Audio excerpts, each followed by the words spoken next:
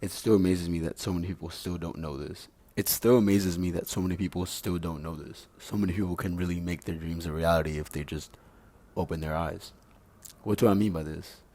Let's say you're starting a clothing brand, but you say, well, I don't have a sewing machine, so I'll just wait until I have enough to buy one.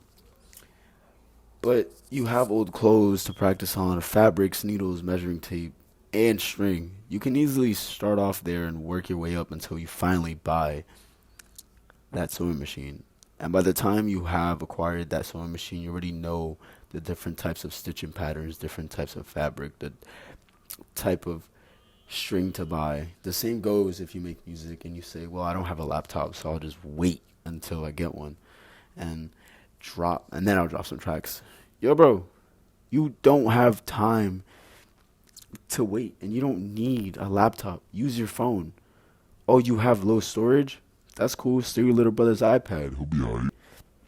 The point I'm trying to make is stop waiting for the right time, because the right time is never going to come. You have to make use of the tools that's around you. Work with what you have. When I first started making YouTube videos, I didn't have any money for a laptop, mainly because I was broke and fresh out of high school and jobless. And I was also lost. But my close homie Armando had an iPad that he barely used, so I asked if I could borrow it. And lucky for me, he said yeah. And every day after I finished filming my sesh, I would go over to his crib and start up the app on his iPad so I could transfer the footage from the camera to the iPad via Bluetooth, because my camera was, yeah. And then and then using iMovie to edit, because I didn't have Premiere Pro and I didn't know how to use it, and I also couldn't buy it, so I couldn't pay for the subscription. I was very fortunate to have a pretty advanced camera at the time, but I took it for granted and that camera ended up breaking. So I started to use my phone until I ran out of storage, and then I proceeded to get another phone. And the same thing would happen for another 2 phones until I decided to buy a Handycam and continue creating with that. I could have kept waiting until I got the camera and then started dropping videos, but for what?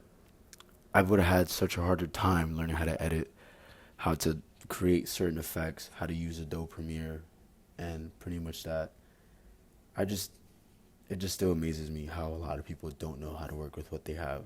It's like you have everything around you to create art. The only thing that's stopping you is yourself. Yeah, yeah.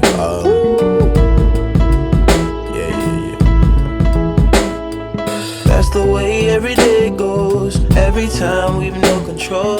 If the sky